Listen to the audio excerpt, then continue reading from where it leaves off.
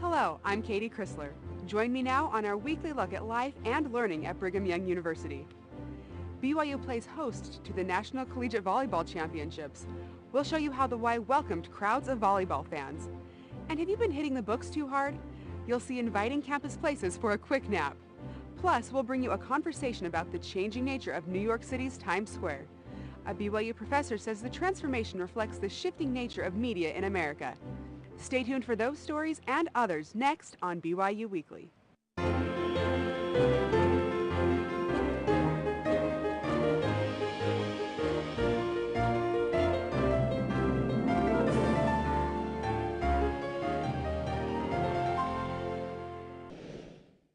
New York City's Times Square. Many call it the heart of America, the crossroads of a country. But how does its evolution over the past 100 years mirror changes in society? Here's Austin Craig with our weekly focus. Professor Cressman, thanks for being with us today. Thanks for having me. I understand recently you were addressing some students about the history of Times Square in New York and New York architecture, and somehow that ties in with journalism history. This sounds like a pretty interesting subject. Could you fill us in a little bit on the background there? There was a time when all the newspapers in New York were in one small area in Lower Manhattan on Park Row, and people knew it as Newspaper Row.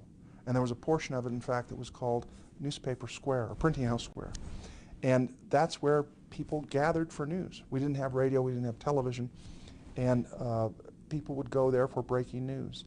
And the newspapers would have big chalkboards on their buildings where they would write out the latest headlines.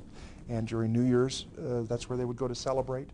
For elections, that's where they would go. It was almost, in a sense, New York's living room, where people would go to meet and greet and to learn the news and to celebrate together. There was a Chattanooga publisher by the name of Adolph Ochs who came to New York and was able to convince other people to use their money to help him buy the New York Times. At the time, the New York Times was a staid kind of conservative newspaper, but it was ailing financially.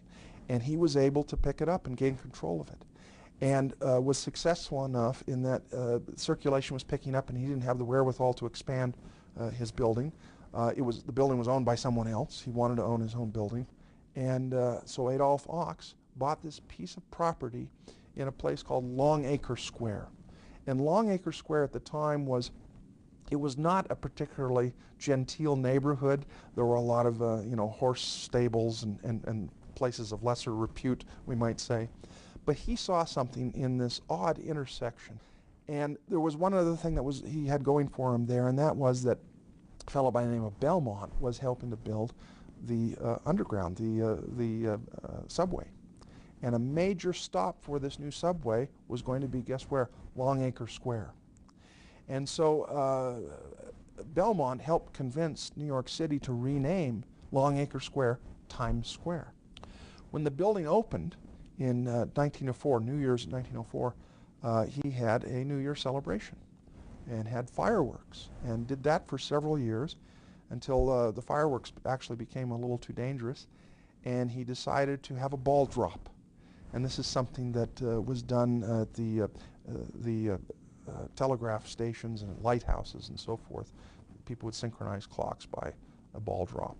And so he had this wooden ball drop at midnight, and we've had it ever since. It's a cherished part of the celebration.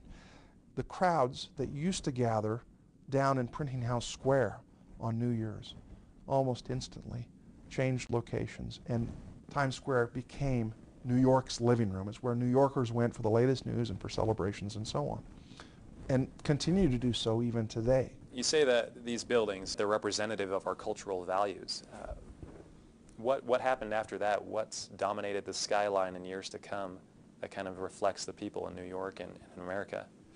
Well, over the years, what you've seen is the emergence of large advertising signs. They're known in the advertising business as spectaculars.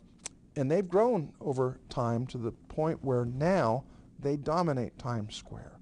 You cannot go to Times Square and not see advertising. It's everywhere you look. And what's interesting is that whereas Times Square was once identified with the newspaper, that is to say, people knew it was Times Square because of the New York Times, and the building was a symbol of the newspaper and I suppose journalism in general. Now people don't even know, generally speaking, that Times Square was named after the New York Times, nor that it had anything to do with the newspaper. Advertising dominates, and entertainment dominates. And video screens, large, really big TV sets, which to me really symbolizes the diminishment of newspapers in our culture and the rise of television, entertainment, and advertising. Well, thanks for meeting with us. It's been fascinating. I never would have thought about all the history that's gone into making that skyline what it is. It's been my pleasure. Thank you, Austin. Appreciate it.